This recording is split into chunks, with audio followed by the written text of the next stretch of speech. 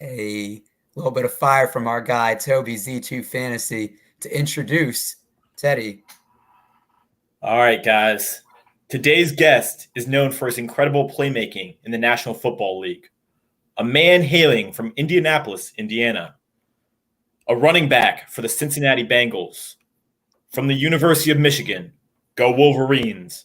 And finally, a man who said, if Coach Harbaugh thinks you're good, you must be. Give it up for the Avenger himself, Mr. Chris Evans. Yes, sir. Appreciate y'all. What's up, man? What up, what up? Hey, Chris, appreciate you joining on. First and foremost, how you doing? How's the family? How's the off season? Good. Everything's good, man. The family's good. I'm just, enjoying the off season right now. Got to travel a little bit and got to see some. Got to go to Cali and got to do a little different things. So, just good to be back. And today started our first day of OTA, so can't wait to get that started. Oh, I love it. Getting ready for the season to start. That's what we're here for. But Chris, we're here to talk about your career. And we got to start with the early years.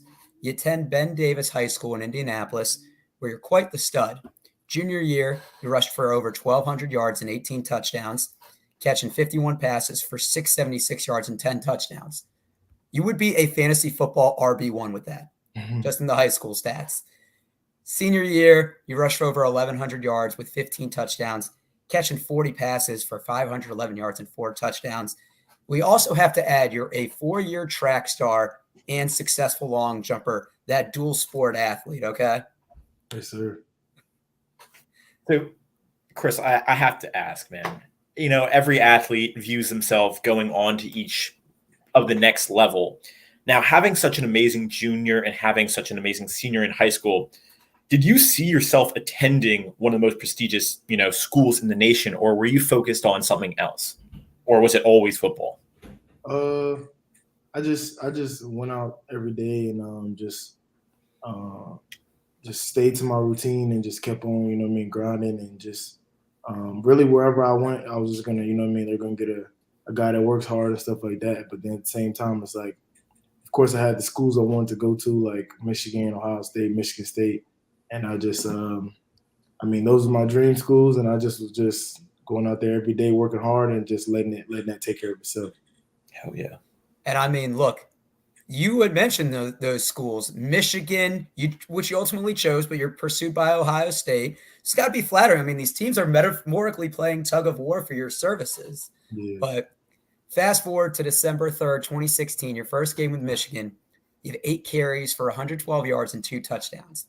You became the third Michigan football player to rush for over 100 yards in their debut. You'd finished the season with 88 carries for 614 yards and 4 touchdowns, which is 7 yards per carry. That's insane. Next season, you get an even bigger workload, 135 for 685, 6 touchdowns, adding another one through the air.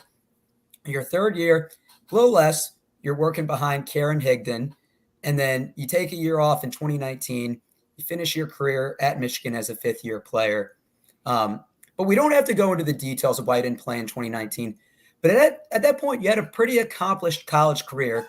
The shelf life for running backs isn't very long. Was there any part of you that wanted to go pro early? No, but like at the same time, I want to make sure I graduated and stuff. Because I wanted to, if I got done playing in Michigan, I didn't want to come back to go to school. You know what I'm saying? So I wanted to at least make sure I got my degree, which I got that. And then that last year that you was talking about, my 5th year, COVID was killing that year for everything. It was game cancellations and all the players getting COVID that are big pieces to the team, and it's kind of just like it was all over the place. So I was just at that point, I got granted a COVID year to come back another year, which is ultimately like people were saying that I could use use the NIL thing, you know what I'm saying? I could use that and stuff like that, and that's gonna be huge. But at the same time, I was like, I just feel like it's my time to go to the NFL, and that's what I'm doing now. Well, not only were you a dual sport athlete in high school, you're the dual, student athlete because you're getting your degree. That's awesome, and it's a great example. So basically 1 year ago, you're selected by the Bengals in the 6th round of the 2021 NFL draft. You signed a 4-year rookie contract with them. So I got 2 questions for this one. One, what did you drink when you found out you got drafted? When I got drafted, I drank so my whole life, like I haven't drunk up until that point. I told myself, oh, first time I was gonna drink was when I got to the NFL, literally. Hell yeah. So That's I crazy. think I had Jack, what's it? Jack It's dark. Daniels? Jack Daniels, yeah. I had that. We took a shot at my draft party, and it was like I was drinking fire. Like Dreams become reality, man. Sheesh. Yeah, that's crazy. I mean, Chris, you're just another role model. No underage drinking, man. Learning more about you. So, but I'm curious of what the draft process is like. So obviously you get the phone call from the team, but after that initial conversation, what are the next steps? Actually, that next morning, had well, right after I got drafted, I had the Bengals media reach out to me and stuff like that. Got on the Zoom, answered some questions about, and I mean, how I feel like they was asking me some questions, how I feel coming to Cincinnati and stuff, and they sent me a Zoom link we did the like base day one stuff the next day, literally on Sunday, with the other running back who was on who got free agent. He was a free agent, so he was on the call for about an hour and a half, just going over like the basic stuff, and then we reported in 2 weeks. So I got to the ground and just stayed on my routine and kept working out, and then they throughout that time they mailed us our iPads to, you know what I'm saying, with the plays on them to get studying and stuff. And then once we got there in 2 weeks, we did a rookie mini camp. You know what I'm saying? Once we went over the drills, did the onboarding stuff, physicals, did all that stuff, and then we got a break. We got a break in the summer, and then we came back for training camp, and it was going from there. I love it. Who was the first guy that reached out to you on the team when you got drafted? Honestly, don't remember, but I honestly remember vividly. During, I forgot when it was, but it was early though. But Joe Burrow was out on the field, and he walked up to me and said, "Hey, my name's Joe. Nice to meet you." And then I'm like, in my head, I'm like, duh, your name is Joe. So like, I was like, yeah, my name's Chris. Nice to meet you. You know what I'm saying? So that's one thing I can remember. You know what I'm saying? To this day, like he did that, even though he's the guy. He's almost the mayor of Cincinnati at this point. But, yeah. I mean, just for that now, you're going to do that extra blitz pickup just because, like, I got you. I'm a line for you. But, Chris, we're still going to talk about you because some highlights from your first season. You scored your first touchdown on a 24-yard pass from Mr. Joey B against the Lions Week 7. You had one more on the season. You caught 15 balls, 228 scrimmage yards. Pretty effective returner on special teams as well. You got that first touchdown ball? Yeah. Hell yeah. I heard somewhere, but I got it in here. Okay. I just had to make sure. To make sure. So, Chris, obviously, I don't get the chance to ask it every day. What was that feeling when you scored your first touchdown, man? I mean, I can imagine it must have been so many emotions. What was that one that stood out to you?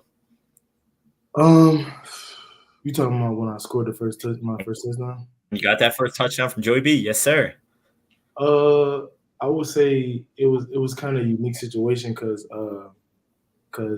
like you saying, in 2019 I got suspended, and I have a 7-on-7 team that I help raise money for them by like working security and stuff at the NFL games. So in 2019 in Michigan we worked the security for Detroit Lions. So we played the Detroit Lions in Detroit is when I scored my first touchdown. You know what I'm saying? And then I had all my kids and stuff had like had a what's some things called not a press box, but a suite. One of the parents got a suite for them because they came to see me and stuff like that. So then scored my first touchdown there, and it was early in the game too. So I kind of like wasn't really, you know what I'm saying? It was the first touchdown of the game too.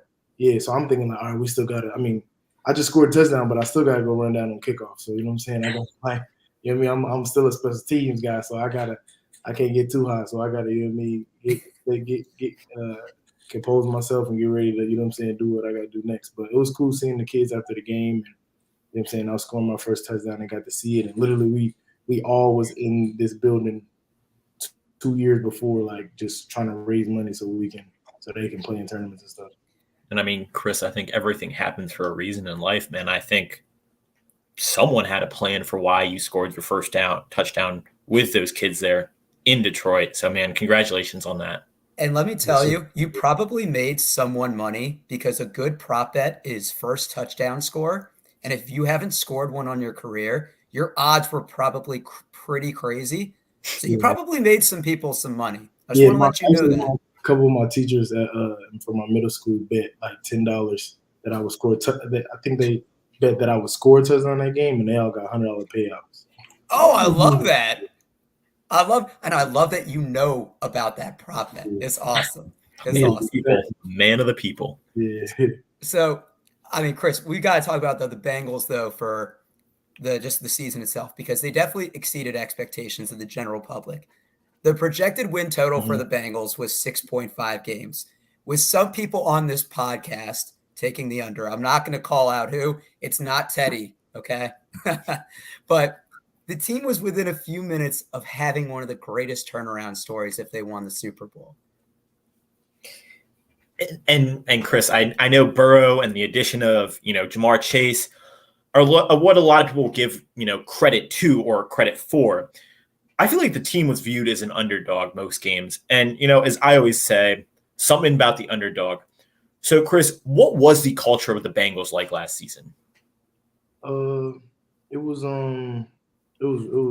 real close knit as far as what we did. Like, we knew in the locker room, we know that, like, you know what I'm saying, Joe Burrow and Jamar, we knew we got superstar type guys, but like in order for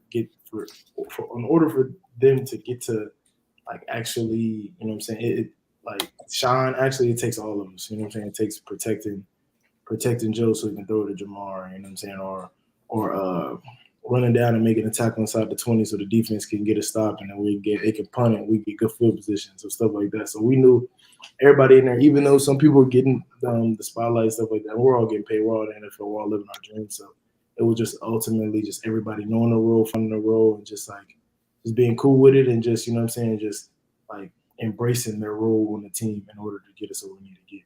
So, it's one of those things that's easier said than done. When Bill Belichick says do your job, but there's a lot of times that ego plays into it. Yeah. I mean, for so long, everybody has been the cream of the crop at some level of football, and they don't want to take a role if it's not glamour. So, I mean, Chris, even as someone that has a big special teams role, the importance of that. So that's awesome. Yeah, for sure. So obviously the goal for the team next season is winning the Super Bowl, especially as you are right there. But what are some personal goals for Chris Evans? Personal goals that I got this year is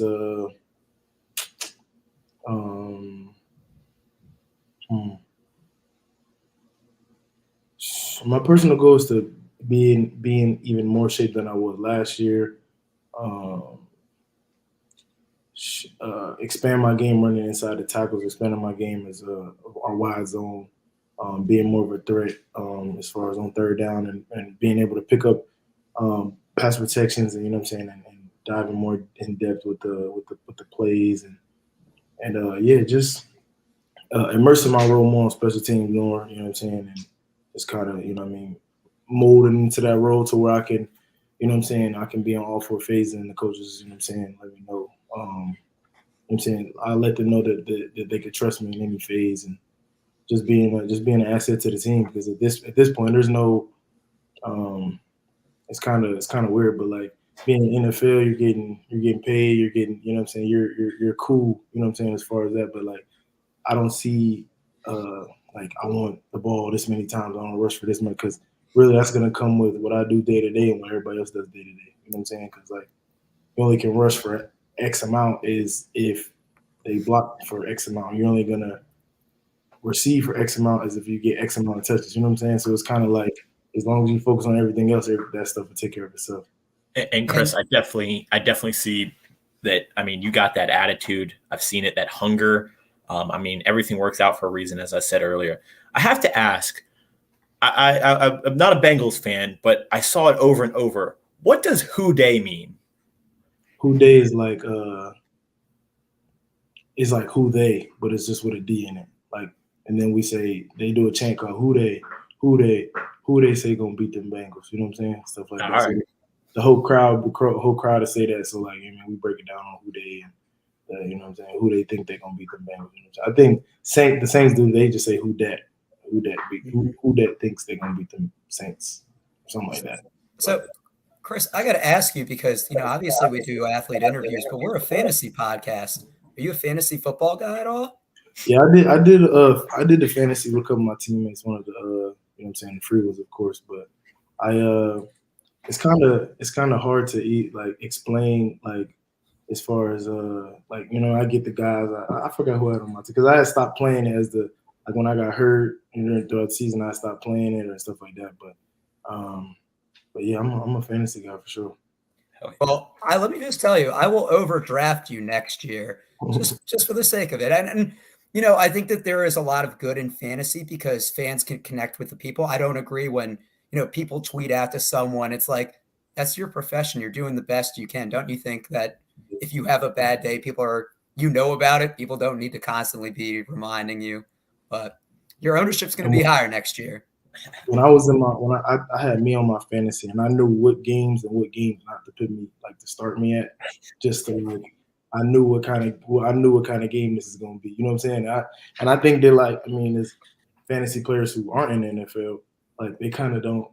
Some of them don't necessarily know okay, they run this type of defense, so you know what I'm saying, it's gonna be hard for this person to do this, you know what I'm saying, stuff like that. So you do your matchups based on what the defense plays. That's such an interesting way of doing it. Yeah, defense, offense too, you know what I'm saying, just as far as a lot of stuff. It's just I play really strategic as far as because it's football. So at the end of the day, depending on who you playing, every team has a different attitude. At least the teams we played last year. I haven't played all the teams yet. Every team has a different attitude and everything that they live or die by. You know what I'm saying? We do the same thing. We have everything we live or die by. You know what I'm saying? And then we're gonna live by it and we're gonna die by it. And then we know the team what we're playing, what they're gonna live or die by, and then that'll alter everything. If Joe Mixon's gonna rush for 200 or Jamar gonna go crazy regardless, but. You know what I'm saying? But it's going to alter a lot of stuff. You know what I'm saying? Well, the term handcuff in fantasy. You're Joe Mixon's handcuff. I know P. Ryan had run last year, but I view you as the handcuff option. Yes, sir. Oh, I love it. I love it. Well, we are talking with Chris Evans, Bengals running back, college graduate, great role model. Chris, let's get our guests out of here with a little triple play rapid fire. Some this or that questions, and they are not all football related. You game? Yes, sir. Let's get it. All right. The better Bengals jersey, the orange or the black? The orange. I figured. That's the easy one to begin. Rank these three: pancakes, waffles, and French toast. French toast, waffles, pancakes. That's the right order. This is going well. In fantasy football, PPR scoring or non-PPR? What's that mean? So point per reception. So if a running back catches the ball out of the backfield for 5 yards, you get 1.5 points. But in a non-PPR, that would just be 0.5. I like them getting responsible for one reception. Okay, so you're a PPR guy. Yep. All right. I respect it. It is the way to go now. It balances out wide receivers and running backs. No Wi-Fi when the sun goes down, or every light you hit is a red light. Every light I hit is a red light. You need that. You have a good amount of social media followers. I understand why you need that Wi-Fi. Now, I read you're a Fresh Prince fan. So which is the better Aunt Viv, the first or the second one? Ooh. I gotta keep it retro, and I gotta rock with who started it, you know what I'm saying? So the first one. All right. I like that. And I read that's what inspired you to grow out your hair. Yeah. I love it. It's Fresh Prince, best show, ageless. All right. What is the best Chris Evans, the actor movie? I don't really watch his movies for real. I mean, he's in the Avengers, right? Yeah, that's the go-to. Yeah, that's the go-to. Yeah, I seen a little bit of it. Okay. I'm sure you got that so much growing up, right? Yeah, I still get it to this day. I mean, I had to bring it up. I had to make a pun or a name on here. All right, we got a couple good ones left. What's your favorite cereal? Favorite cereal is Cinnamon Toast Crunch. Ah, that's such like the overrated one. Nah, Cinnamon Toast Crunch or Reese's Puffs. Ah, Chris, you had me up until this. Cinnamon Toast Crunch or Reese's Puffs. Yep. Come on, you can man. mix it too if you want to. That's when you really. Okay, all right. I'm glad you mixed your cereals because everybody calls me weird for it. But like, if you have a good combo, it hits. Literally. Okay. You redeemed yourself by mixing cereals. What was better as a kid, field trips or field day? Field day. Okay. I'm with you on that. Field day is when like you do the fastest person in the class and stuff like that. Yeah, fastest person, like who can hula hoop the longest, like all those games on the field, and then you have like lunch after. Yeah, that was my favorite day for sure. Okay. Now this is a good one because of your poster in the background. Would you rather fight Mike Tyson once or you have to talk like him the rest of your life? I had to fight him once. Yo, and here's the thing. We would give you training. We wouldn't just throw you in cold turkey. I mean, I'm not saying nothing wrong with how he talk, but like, I mean, the fight, however long it lasts, it's not gonna last the rest of my life at least. Exactly. And I mean, you're in your prime shape right now, and he isn't. I mean, Chris, I feel like you could maybe be the favorite. Maybe. I'm getting good vibes off of this. All right. The last one here. These are two retired players, but they're both in their prime. Would you rather have to block James Harrison or you run a slant across the middle with Ray Lewis lurking? I honestly would rather block James Harrison because it's close. It's more close quarters. Like I'm saying, boom, he throw me out the way or whatever. If I'm running full speed, running a slant, and he hits me, it's over with. It's over. I'm glad that you had to think about it, though. Glad you had to think. I'm glad the last one wasn't an easy one. But Chris, really appreciate you hopping on and chopping it up with us. Before we get you out of here, we want to give you the floor to plug anything that you're working on, where people can find your highlights, where they can find you on the socials, all that good stuff. Yeah, I'm Kid and Play _ABC123 on all social medias. And yeah, we're gonna get another Super Bowl here, get another Super Bowl appearance and win. And here in Cincinnati that we're gonna do, you know what I'm saying? Just putting the puzzle pieces together and just, you know what I'm saying? Everybody gotta wait to see how it all play out. Can I just ask, where did that social media handle come from? It's so catchy. I had it when I was little. Not little, but like when I first started it. But is it like your Xbox gamer tag or something? Yeah, Kid and Play, and then ABC123 with the Jackson 5 song, and I just put it on there. Cool. Chris, you're so hip, man. Let me tell you, if we weren't rooting for the Bengals before, we definitely are now. And everybody that's listening, make sure you watch some Chris Evans highlights. Make sure you overdraft him in your fantasy football league next year because he's a great dude. And everybody that's tuned in, we appreciate you checking it out. Stay safe, and football season is coming here soon.